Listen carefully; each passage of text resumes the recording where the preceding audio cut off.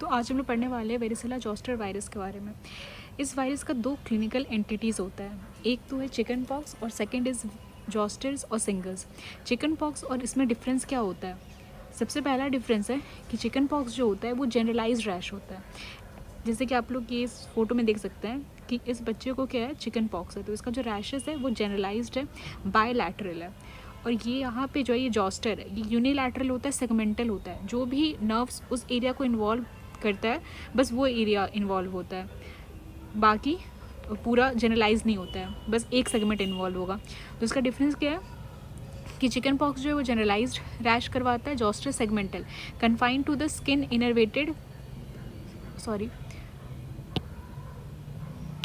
Skin innervated by the single sensory ganglion. और ये unilateral होता है, ये बायलैटरल होता है। ये बच्चा लोग में ज़्यादा कॉमन होता है और ये एडल्ट लाइफ में होता है। और एडल्ट में क्यों होता है? Due to reactivation of the latent varicella zoster virus. Pathogenesis जो होता है, इसका पोर्टल ऑफ एंट्री जो होता है ना, वो स्किन होता है, या फिर स्किन होगा या फिर कंजंक्टिवा होता है। इसका स्प्रेड जो होगा, सबसे पहले ये एंटर करेगा, ब्लड में आएगा तो प्राइमरी वायरीमिया होगा। उसके बाद ये वायरस जो होता है वो लिवर, स्प्लीन या अदर ऑर्गन से मल्टीप्लाई करने लगता है। उसके बाद फिर से ये ब्लड में आता है तो सेकेंडरी वायरीमिया कॉज करता है। उसके बाद सेकेंडरी वायरीमिया के बाद ये स्किन में जा सकता है जहाँ पे वेसाइकल्स फॉर्म करेगा। रेस्पिरेटरी ट्रैक्ट में अगर इन्फेक्ट कर गया तो जो भी ड्रॉपलेट है वो सब में बाहर निकलेगा। और लास्ट में न्यूरॉन्स में जा सकता है जहाँ पर वो लेटेंट हो जाएगा। जो भी मोस्ट कॉमनली जो ट्राइजेमिनल नर्व होता है वहाँ पर जाके वो लेटेंट हो जाता है। अब आते हैं चिकन पॉक्स का जो क्लिनिकल मैनिफेस्टेशन होता है।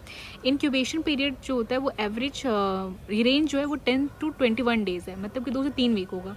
चिकन पॉक्स का जो रैसेस होता है वो वेसिकुलर होता है कैरेक्टरिस्टिक्स में, सेंट्रीपेटल होता है, मतलब कि फेस और ट्रंक में स्टार्ट होता है और इधर स्प्रेड करता है, तो ये सेंट्रीपेटल होता है।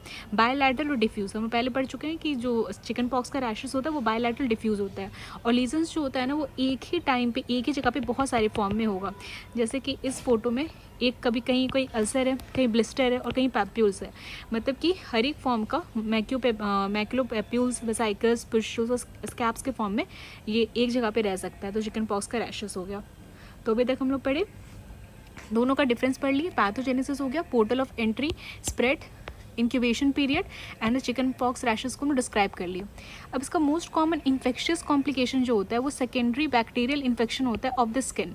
और most common extra cutaneous complication जो होता है वो सीएनएस इन्वॉल्वमेंट होता है, जैसे कि सेरिबेलर एटेक्सिया, एनकेफलाइटिस और मेनिंजाइटिस। तो 3 इसका सीएनएस इन्वॉल्वमेंट जो है ये सबसे ये मोस्ट कॉमन एक्स्ट्रा क्यूटेनियस होता है। और मोस्ट कॉमन सीरियस कॉम्प्लिकेशन क्या होता है? Varicella pneumonia. निमोनिया जो होता है इसका मोस्ट सीरियस कॉम्प्लिकेशन होता है और ये मोस्ट कॉमन कॉज होता है डेथ का। फिर रेस सिंड्रोम जो होता है ये भी सेकेंडरी होता है, वेरिसेला जोस्टर इन्फेक्शन के बाद होता है। और इसमें क्या होता है, ये फैटी डिजनरेशन हो जाता है लिवर का फॉलोइंग द सैलिसाइलेट इंजेक्शन। जैसे कि एस्प्रिन कोई दवाई खाया तो उसके बाद फैटी डिजनरेशन हो सकता है अगर इन्फेक्शन है तो। फिर इसका पीरियड ऑफ इन्फेक्टिविटी जो होता है ना, ये रैशेस अपीयर करने से 2 दिन पहले और 5 दिन बाद तक इसका इन्फेक्शियस पीरियड रहता है। जब तक ये वेसाइकल्स क्रश ना हो जाए तो तब तक ये इन्फेक्टिव रहता है। और एक अटैक जो होता है कि कोई भी इंसान को एक बार अटैक हो गया तो लाइफ लॉन्ग इम्यूनिटी वो प्रोवाइड करता है। और रिजर्वॉयर जो होता है सिर्फ इसका एक सिंगल रिजर्वॉयर है, दैट इज़ ह्यूमन, और कोई भी कैरियर स्टेजेस में नहीं होता है। तो ये हो गया चिकन पॉक्स के बारे में। अब आते हैं हम लोग जोस्टर सिंगल्स, इसको हम लोग जोना भी बोलते हैं। इसमें क्या होता है, ये क्यों हो रहा था हम लोग पहले पढ़ चुके हैं कि reactivation of the latent varicella zoster virus में होता है। और ये मोस्ट कॉमन जो होता है ओल्ड एज में होता है, मोर देन 60 ईयर्स और इम्यूनो कॉम्प्रोमाइज में होता है। क्लिनिकल फीचर्स जो होता है, रैश स्टार्ट होगा स्किन या म्यूकस में और बहुत ज़्यादा पेन होता है क्योंकि नर्व इन्वॉल्व हो रहा है, तो इसलिए क्या होगा, बहुत ज़्यादा पेन होगा स्किन और म्यूकस में, सप्लाइड बाय द वन और the more groups of nerves के इन्वॉल्वमेंट की वजह से। और इसमें मोस्ट कॉमन नर्व इन्वॉल्व जो होता है वो ऑप्थेल्मिक ब्रांच होता है ऑफ द ट्राइजेमाइनल नर्व हो गया।